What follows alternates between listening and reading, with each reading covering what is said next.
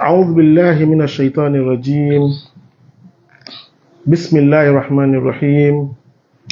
إن الحمد لله نحمده ونستعينه ونستغفره ونعوذ بالله من شرور أنفسنا وسيئات أعمالنا. من يهده الله فهو المهتدي ومن يضلل فلا هادي له.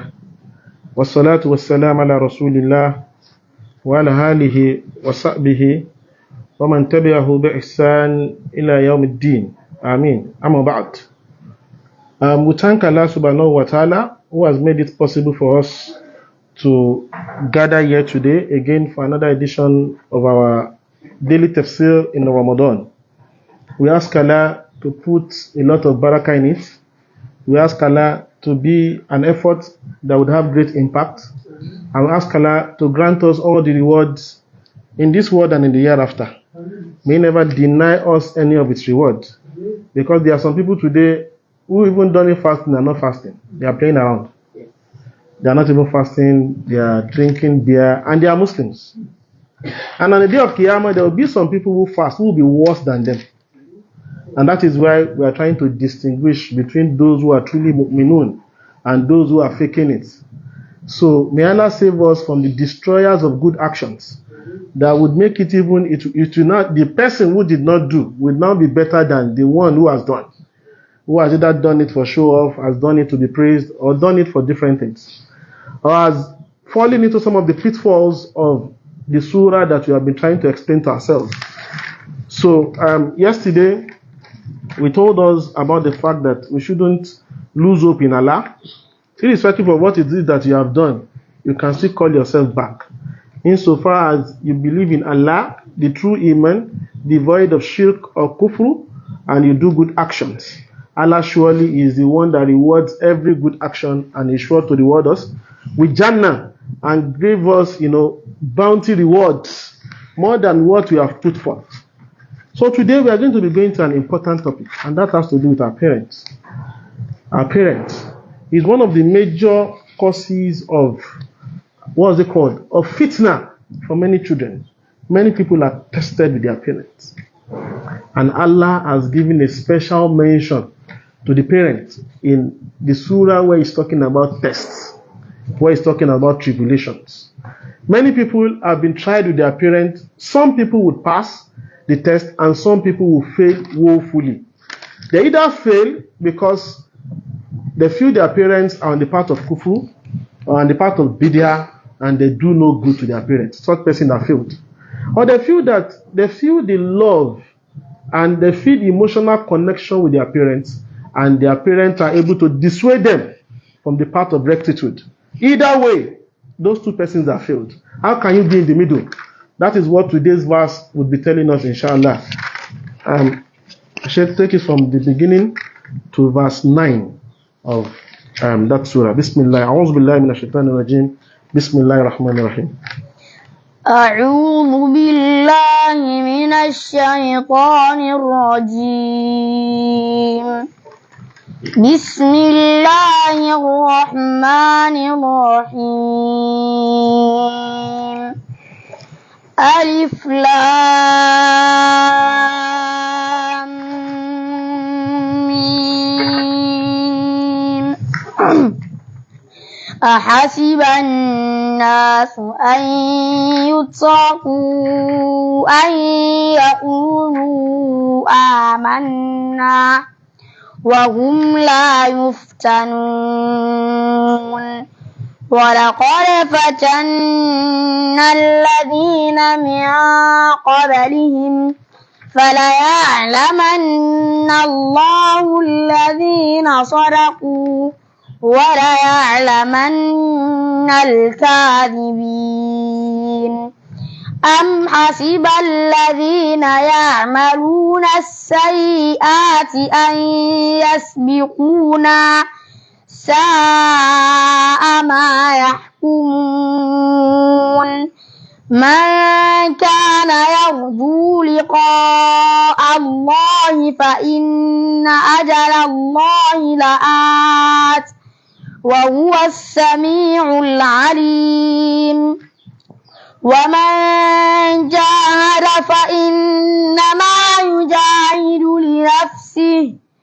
إن الله لغني عن العالمين والذين آمنوا وعملوا الصالحات لنكفرن عنهم سيئاتهم ولنجزينهم أحسن الذي كانوا يعملون ووصينا الإنسان بوالديه حسنا وإن جاهداك لتشرك بي ما ليس لك به علم فلا تطعهما إلي مرجعكم فأنبئكم بما كنتم تعملون. Alhamdulillah Rabbil Alameen. In this verse, Allah talks about the parents. How do we relate with them? You know, this particular aspect is one of the colors amongst the many colors the fitna comes with. هذا اللون من ألوان الفتنة متمثلة في فتنة الحال والأحباب. We had mentioned to us that our fitna comes from about 4 different sources. The fitna of the one whom Allah places over us to have authority over us. The fitna of those who would harm us with their actions or harm us with their words. Then we have the fitna that has to do with us, from amongst us, something very close home, either of maliya, that has to do with our wealth, ahliya, that has to do with our family, badaniya, that has to do with body. In this particular case, is the fitna that has to do with what? With al wal ahbab. Al-hal wal ahbab. The fitna that has to do with our relatives and those we love. And, you know, it revolves around a child being good and the parents not being so good. When I say not good, they might even have the best character, but they are not people of Iman. And they will try everything to dissuade them. It has been happening since time of old, and it will continue to happen until the day of Qiyamah. Nabi Ibrahim, his trial was with the parents. It started with his parents. His father Azar wanted him to worship what they used to worship. And Allah, in His infinite mercy, the way He grants people Hidayah, granted Ibrahim Hidayah. Ibrahim refused to follow the footsteps of his father. And the people with his father came together and they said, we are going to burn him. Hariku, burn him. And Allah told the fire, Kuni bardan wasalaman ala Ibrahim. Oh fire, be still, be calm, be cold and soothing to Ibrahim. And Ibrahim came out of the fire unscathed. Allah, who made that possible, if you are one of those facing the trial of parents today, Allah will also be there for you. Just need to be steadfast. Moving away from the time of Ibrahim. In fact, the sabab nuzul of this ayah has to do with a Sahabi, one of the leading Sahabas, in the person of Sa'ad bin Abi Waqqas. Sa'ad was one of the earliest converts or reverts to Islam. In fact, he was 7 in the pecking order. His conversion or his reversion to the deen came as a function of a dream. He only saw a dream, he saw some people, he saw them following the moon and something like that. And he was curious as to what had happened. He saw Abu Bakr, he saw those who had accepted Islam about that time. And he went on looking about. He felt that there was a message the dream was passing. So he went on. Before he was able to see, he heard that the Prophet Muhammad sallallahu alaihi wasallam had been preaching Islam. He eventually accepted Islam through Abu Bakr and he became one of the foremost Sahabas. He is one of those who was promised Al-Jannah. The 10, Mubashiruna bil Jannah. He was one of them. He was the 9th in that list. And he was somebody who, whenever he prays, Allah accepts his prayer. I'm going this route not just to give an introduction of Sa'ad bin Abu Waqqas. Today people know the history. They know the history of Aristotle. They know the history, but they don't know the history of the leaders of the deen. And from their stories, we can see Ikma. The Prophet Muhammad prayed to him that, oh Allah, accept the dua of Sa'd anytime he prays to you. Anytime he supplicates, accept his dua. So Sa'd Abu Waqqas is known for praying and Allah accepting it immediately. There was a time he saw a man who was abusing Ali, Talha, and Zubayr. Three of them being three of the Mubashiruna bil Jannah. And he warned the man that, why are you abusing some of the best of this woman? And the man was very garrulous. The man said, you know, like people will say, but like, don't abuse our scholars. They'll say, who are the scholars? Not knowing that what? They are what? Luhumuhu mazmuma. Their meat is what? Is poison. Just as it was then, is also now. You find a lot of people saying things about the Sahaba, saying things about the people of Ole Muje. Just watch their end and watch their life trajectory. They will never be successful. So Sa'd bin Abu Waqqas was angered by the reaction of the man. So he did ablution. He said two rakats on the and I said, Allah, would you watch this man, you know, spoil and push invectives at those you have honored, the leaders of this deen, those who have been promised Jannah? Oh Allah, make him an example. He had not finished from his prayer before a camel just let loose from where it was tied. And the camel had no business. The camel was running through the crowds like this. But you know, it was seen that the camel had the focus. And the camel opened its mouth, pulled the man's head between his jaws, and the camel was weaving the man like this. Until the man lost his life. He died immediately. That is one of the effects of the dua of Sa'd bin Abi Waqqas. So this same Sa'd, as lofty as it was, as prayerful as he was, Allah warned him in the Quran. Allah praised him, and Allah equally warned him. About Sa'd bin Abu Waqqas would, you know, when Allah speaks about you, it shows that Allah knows you. It shows that Allah loves you. So Sa'd bin Abu Waqqas, when he's seated with his people, will say that Allah revealed, in some places he will say, Allah revealed 4 verses because of me. In other places, he will say, Allah revealed 6 verses because of me. 4 of the verses which Allah revealed had to do with relationship with the parents. 2 of the verses which Allah revealed because of Sa'd, or one of them, was when the Prophet Muhammad was sitting with the Sahabas one day, and Sa'd was there, Ibn Masud was there. And then Muhammad, he saw, you know, when the Prophet sees the eye and powerful of Mecca, he wants to give them a kind of special recognition. So that perhaps, if they convert, because they are people of influence, many other people would follow them and convert. The Prophet was sitting with them, those ones were listening with that attention, and the Prophet Muhammad wanted to divert the talk and, you know, focus, and Allah warned the Prophet Muhammad. That is it because of this one that is that will veer you off the track, that you want to leave those who ask Allah, who beg Allah, and who live, you know, evil because of Allah and follow the right path. Is it because of them you want to? It was the Sa'd was amongst those whom Allah was protecting, or was defending, or was supporting in that particular verse. So that is the status of Sa'd. So in this verse, Allah said, وَوَصَّيْنَا الْإِنسَانَ بِوَالِدَيْهِ حُسْنًا. وَوَصَّيْنَا الْإِنسَانَ بِوَالِدَيْهِ حُسْنًا. Allah has commanded. If I want to use, you know, translating it literally, when you say wasiya, Allah has commanded that men be merciful to their parents. They should treat their parents with all kind of mercy. And he went, وَإِنْ جَاهَدَاكَ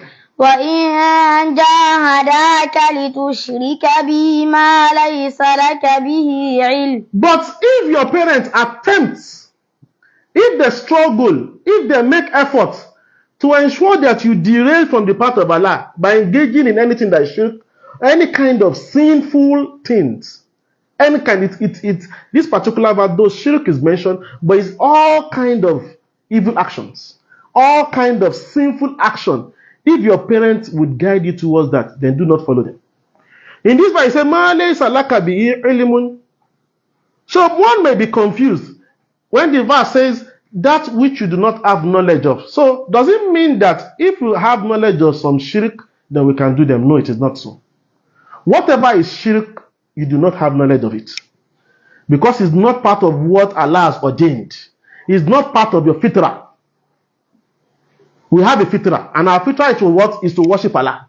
Amma khalaqtul jinna wal insa illa liya'budun. We have not created men and jinn for anything except to worship Allah. So our fitrah, the knowledge you were bringing from when we were with Allah, is what? Worship. So if any other thing is coming contrary to that, then you do not have knowledge of it. So Allah says, do not follow them when they want to force you into shirk. Fala tuti'im. Ilayya marji'ukum fa unabbi'ukum bima kuntum ta'malun. إلي مرجعكم فأنبئكم بما كنتم تعملون. Know that to me you shall return. And to me, it talks about the child, and it also talks about the parent too. It talks about the child to fulfill the rights of the parents by being obedient and being good to them, irrespective of whatever they bring. So when your parents urge you to disobey Allah, it is not a ticket for you to not treat them badly. You must keep doing your own role on them. So if you refuse to do your own role, or you disrespect them, or you punish them, or you do anything towards them, you are coming back to me. For the parent who keeps attacking your child, you keep dissuading them from the path of Allah. There are many parents today that tear the hijab, they tear the jilbab of their students. They arrest their teachers. I know some parents that went to arrest the mudaris of their daughter because they felt he was the one indoctrinating the daughter. Their parents, up till last year, I still had the case where a sister was beaten mercilessly. She ran away from home. An uncle of his, who is a lecturer in the university, went to the school, still beat her and tore her hijab. A few days ago, I spoke about a lady I had to rescue when she was being attacked by her parents. I have spoken about my friend who was disowned by his father. And his father did not pay his school fees just because he was keeping the beard and his jumping trousers. For you parents who are listening, who have this kind of orientation, because you feel that if your children go this route, they are maybe not going to see husband, they are not going to see good employment opportunity, or they are not going to. All these are false. It's just between our own myopic thinking. Free your mind and allow your children practice the deen the way the Prophet Muhammad has brought the deen. So Allah says, Ilayya marji'ukum. To me is your final abode. فَأُنَبِّئُكُم بِمَا كُنتُمْ تَعْمَلُونَ. And I will give you the result of what you have done. فَأُجَازِيكُم. I'm going to reward you. And the reward is two, basically, majorly. Either with Jannah or with Jahannam. Choose your spot, O parents. Choose your spot, O children, in terms of your relation with your parents, irrespective of what they bring. So going back to the story of Sa'ad bin Abi Waqqas, he accepted Islam. And he was somebody who used to respect his mother. He was very obedient and dutiful to the mother. So when he accepted Islam, the mom said, "Oh Sa'ad, what is this I'm hearing? What is this that is being said about you, about your acceptance of Islam?"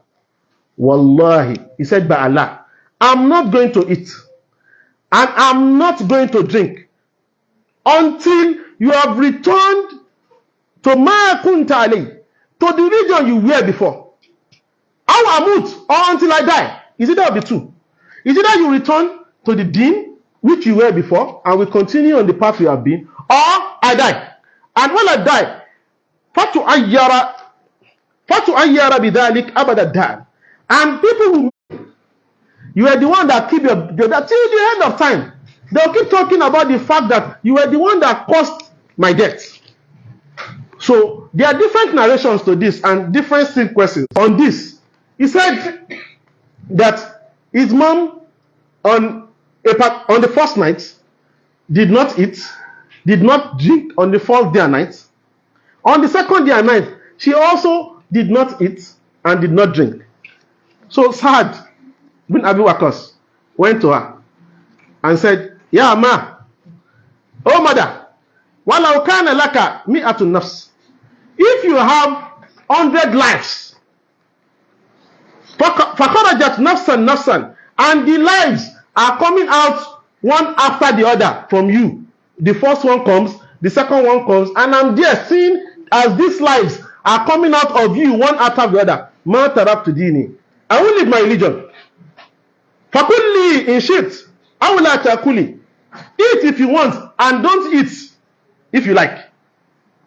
So this particular last set of words were seen as ash by Allah from Sa'ad bin Abi Waqqas. The first part, Allah supported him. وَإِنْ جَاهَدَاكَ عَلَىٰ أَنْ تُشْرِكَ بِي مَا لَيْسَ لَكَ بِهِ عِلْمٌ فَلَا تُطِعْهُمَا. But on the second part, Allah read, is because of him also the verse 14 and 15 of Suratul Luqman was revealed. What does the verse say? أعوذ بالله من الشيطان الرجيم ووصينا الإنسان بوالديه حملته أمه وهنا على وهن وفصاله في عامين أن اشكر لي ولوالديك إلي المصير وإن جاهداك على أن تشرك بي ما ليس لك به علم فلا تطعهما وصاحبهما في الدنيا معروفا أن اشكر لي ولوالديك إلي المصير. Be grateful to me. How do you show gratitude to Allah? How do you thank Allah for what He has done? By worshiping Him and by devoting to Him without fail, by entering the religion wholeheartedly, both in terms of what you have within you, in terms of what is in your niyyah, in terms of your intentions, in terms of qasdu fil qalb, what is within you, in your mind, your thought process, your aqidah, and also in terms of your appearance. There are some people today, they say we believe, but their appearance doesn't show that of beliefs. So your body must project what your iman is saying. The two must go together. And there are some people today, their dressing seems to be okay. But what is in them is dangerous. The kind of akidah they carry around is opposed to the kind of dressing they push.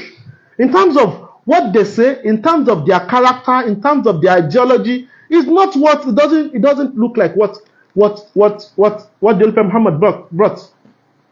So this verse equally said, read the second verse again. وَإِن جَاهَدَاكَ عَلَىٰ أَن تُشْرِكَ بِي مَا لَيْسَ لَكَ بِهِ عِلْمٌ فَلَا تُطِعْهُمَا. You see, just almost exactly as the other verse in Suratul Ankabut. Then what does it end with? وَصَاحِبَهُمَا فِي الدُّنْيَا مَعْرُوفًا. So you must live with them in this world with kindness. You must show kindness to your parents. Irrespective of what is it they may have done, they still remain your parents, and you must show them good. And of course, you must keep struggling and keep making attempts to ensure that they are rectified. So Allah wants us. So Sa'ad bin Abi Waqqas, eventually when he said this, that the mom eventually ate. And in some other reports, they said the mom eventually also became the Muslim, eventually. But the most important thing is that this verse was revealed with respect to Sa'ad bin Abi Waqqas.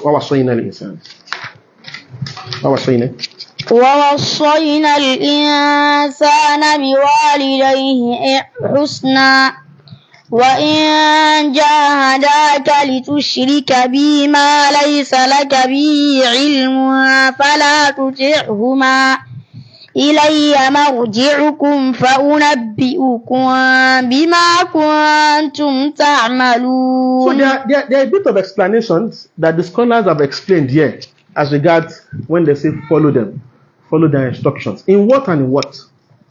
We have talked about shirk. We have talked about sins. But what about things that are not sin on the face of it? Do you understand? Like if your father comes down and he said, "That your wife, divorce her," what do you do? If your father said, "You see that man you are working with, I don't want you to work with him again. Don't work with him." Whether the man is good or bad, what do you do when the person your father said you should not work it is good? What should you do when the person is bad? If your brother comes to you and your father says, "Oh my son, you see this man is my enemy. He's always fighting with me. He doesn't want my progress. I don't want you to relate with him." What do you do? Every of these things I've mentioned have different approaches according to the scholars in relation to this verse. So I would try as much as possible to touch on some of them if as time may permit. Read the verse again.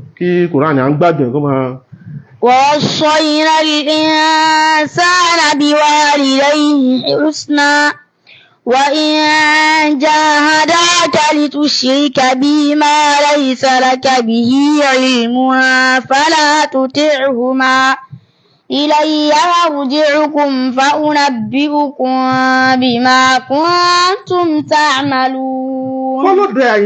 Following their instruction in something that has to do with something that is compulsory is compulsory. If your parents instruct you about something that is compulsory in the deen, then it is compulsory to follow it. Because two compulsion has met. The compulsion brought by Allah and the compulsion of you to follow your parents. So there are two. So if your parents say, for instance, go and pray the Jama'ah in the masjid, then it has become compulsory to what? To go and pray it in the masjid, to keep praying it in the masjid. Because Allah has commanded us what? To pray in Jama'ah through the Prophet Muhammad and to also pray in the masjid if you are a man. So it is compulsory on you to follow that. What if following them it's in what is not necessarily an injunction for you to follow, or what is not necessarily a sin for you to do? How do you relate with them? If, for instance, your parent tells you that, you see that ustaz, I don't want you to move with him. I know that this is the person of istiqamah. Maybe you will now sense that the reason why your parent tells you not to move close to him is because the person of the sunnah. For instance, do you understand? Or he has a good character that your parents do not want him to imbibe. Yes, some parents don't want their children to imbibe some good characters so that it can favor them. Your parents want surutu children. You know their parents like that. People go down. Come and buy, come on, porche. You understand? Let everything scatter. So some parents will not want you to move closer to somebody that would tell you to calm down. You understand? So in this case, what do? In this case, you are not bound to follow them. Because you now weigh the benefits of you moving away from that person. So the benefit is that, or the benefit is tend to derive from that person is much more than what will happen if you stay away from him.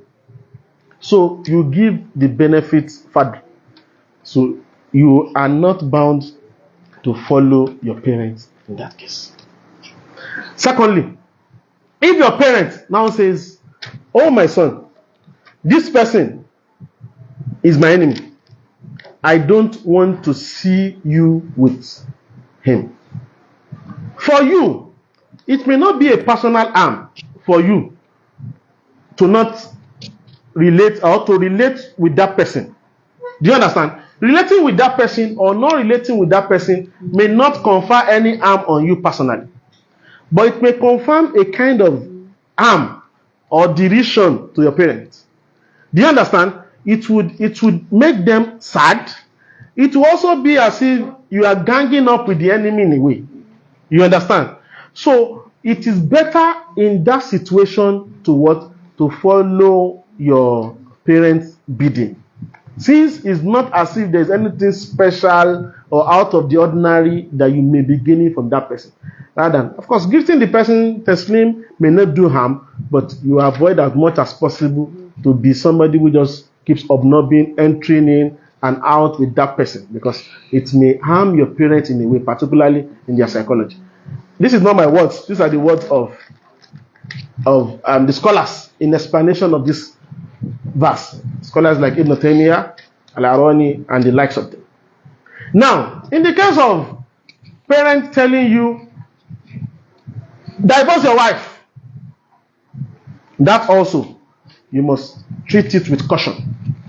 In fact, it was asked, one of the scholars, that Imam Ahmad, yes, was the one who was involved. And it was asked, what if I was told by my father to divorce my wife? Imam Ahmad said, no, don't divorce her. That was the clear response from Imam Ahmad. Then the man now brought the example of Ibn Umar. Now Ibn Umar equally told him to divorce his wife. The man said, Imam Ahmad answered him, is your father Ibn Umar? Is your father Umar? So is your father Umar. Nabi Ibrahim equally told his son Ismail to divorce his first wife. And he told him to retain his second wife. Do you understand? So in relating with this particular verse, you must also look at the character of your father. You must look at his nature. You must look at his composure. You must look at his righteousness. You must look at his understanding of the Quran and the what and the Sunnah. Because if these righteous people have told their children to divorce their wives, your own father too can be righteous in some ways and he can tell the same thing. But you must treat it, it's not an automatic ticket. Your father says divorce and you divorce. It's not an automatic ticket.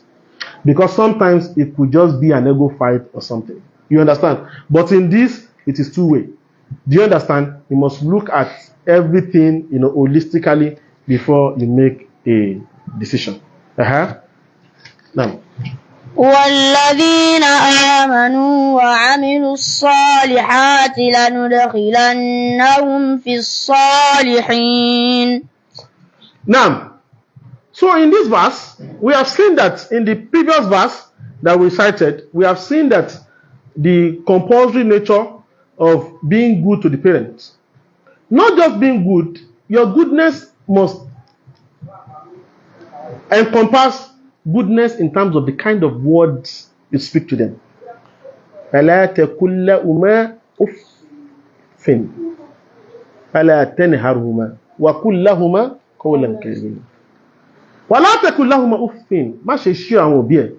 Don't hiss at them. Má mọ wọn lójú. Má yín mú sí wọn. Lóde mọ́nà ẹ̀dẹ́ nìyẹn. لَا تَقُلْ لَهُمَا أُفٍّ. These are words, and in the lie, they are great sins with Allah. Because after Allah, the next in daraja is what? Is your parents. When you obey Allah, the next you should obey is what? Your parents. Insofar as obedience of them will not mean you disobeying Allah. You must take it seriously. And uququl walidain is one of the great sins. As little as, not because of familiarity. So just, mommy. I'll tell her off. Mommy, I'm alone, and things like that. Mommy will very imagine bino. And words like that come from children today. Some children even beat their parents. Yes. It's all over the place. Some children slap their parents, some children push their parents. And many parents have become slaves in the house of their children. It is not strange because it's one of the signs of the last day. So you must treat them in terms of the words you say from your mouth, in terms of fail, in terms of your behavior, what you do to them, walimal, in terms of spending on them, you must spend on them. Today we have started seeing fatwa, or people that will say, what Allah said. Did Allah say we should spend? It's just we don't need to spend on our parents. There's nothing in the Sharia that says we should spend on our parents. This is falsehood.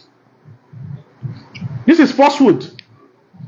So we must speak good words. What is the evidence for speaking good words to them? Allah said, وَقُلْ لَهُمَا قَوْلًا كَرِيمًا. Speak with them, speak to them with honor. فَقُلْ لَهُمَا قَوْلًا كَرِيمًا. In Suratul Isra. Suratul Isra. And Allah said in another verse, in terms of your character to them, in terms of how you should treat them, in terms of gentleness, compassion, treating them with the right emotions, Allah said, وَقْفِدْ لَهُمَا جَنَاحَ الذُّلِّ مِنَ الرَّحْمَةِ. واخفض لهما جناح الذل من الرحمة وقل رب ارحمهما كما ربياني صغيرا. Lower your wings of mercy to them. Lower your wings. You know what it means to lower your wings?